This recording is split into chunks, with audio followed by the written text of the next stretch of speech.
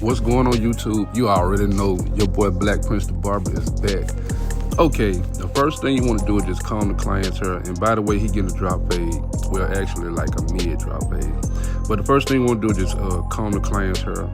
And what I did on here, I just went directly into his haircut with the detachable blades.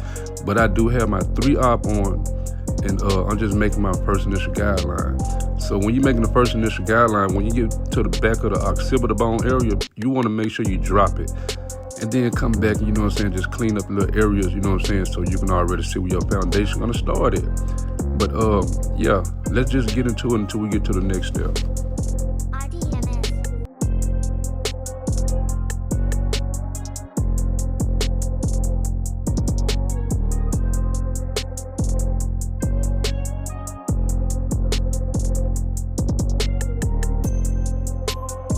Okay guys, after my 3-op, I'm gonna fall back with the OA. The only thing I'm doing right now is just actually going up an inch or half of an inch, depending on, you know what I'm saying, if you want to compress your fade or, you know what I'm saying, make your fade wide.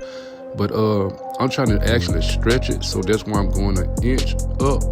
And I'm trying to find enough room, you know what I'm saying, to store it, you know what I'm saying, doing a little trigger play with my trimmers or my clippers. But yeah, just take your time and brush one fade when as you cut the hair, because you know what I'm saying, you want to know your fade gonna start and your blend gonna stop. So let's just keep it going until we get to the next step.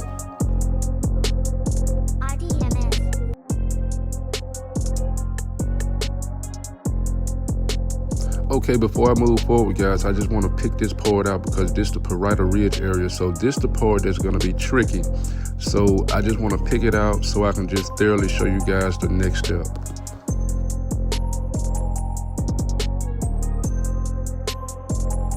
Okay, so I put my 1.5 blade on. The only thing I'm doing is actually just going up in the parietal ridge area.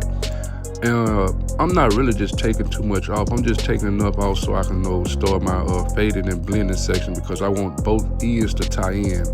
But I'm just trying to, find that foundation border so I can know, you know what I'm saying, where I'm at in my fade. Because, you know what I'm saying, you don't want to take off too much. Just take off enough so you can just leave enough. So yeah, let's just get it until we get to the next step. But remember to always just take your time with every haircut that you proceed.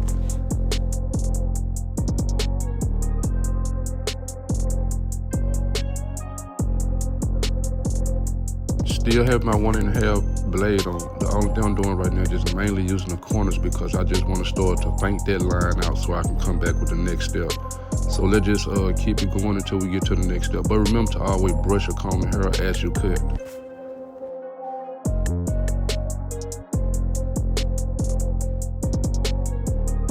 Now I'm actually falling back with my 1/8 blade. The only thing I'm doing is actually using the corners, feeding into that 1.5 blade.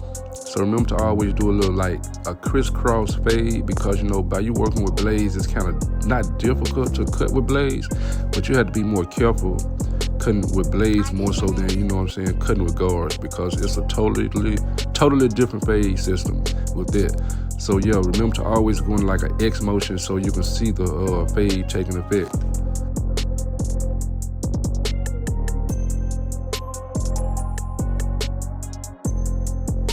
Okay, now after that 1/8 blade, I follow with the 1. Now this is very strategic, man. You got to be careful on this part. You got to use about 2 teeth on the number 1 blade, because you don't want to use the whole blade, because I did that before and I pushed that fade all the way up. But you just actually just clearing out the dark areas. That's all, man. It's not too much that you can do with the number 1. But I can just tell you this much, man. Just be careful, man, because you don't want to do too much with that number 1 blade, because it seems like you'll be pushing everything up and you'll be like, oh man, I got this far and messed up this haircut. But you know what I'm saying? Just be very strategic on each blade that you use.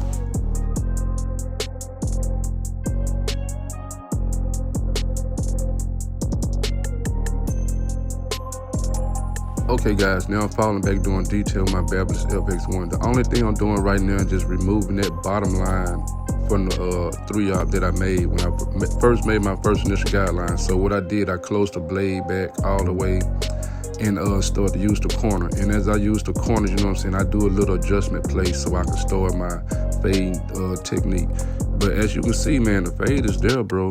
But you know what I'm saying? There's always room for detail. So don't worry. I'm going to go back and do a little more detailed work. So let's get it.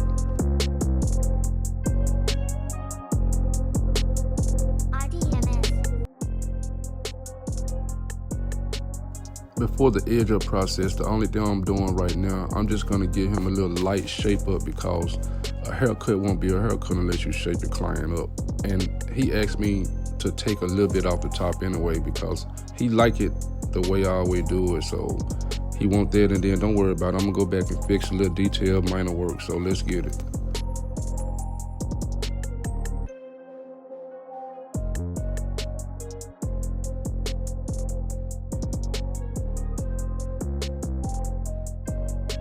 All right, guys, this is the most important part right here.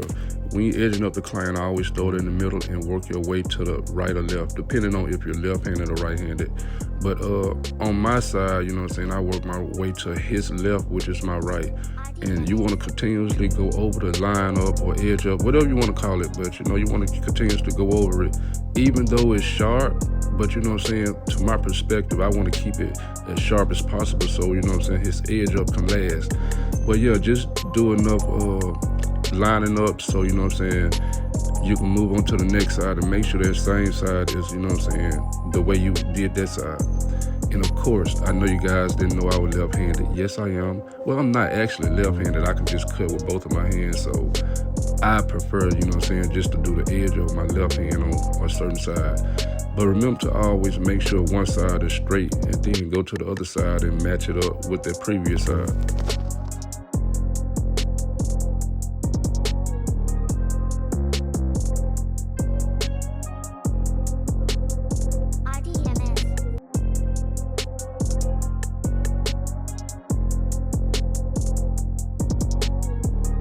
And yes, guys, he asked for enhancements, and that's what I gave him. Every time he come to me, he always asks for enhancements. So I can't let the client down just by saying no. So he just asked me, you know what I'm saying, just darken him up. So I just gave him what he asked for, and he was happy with it. And for the people in the comments, man, don't bash me because my client asked for it, not me.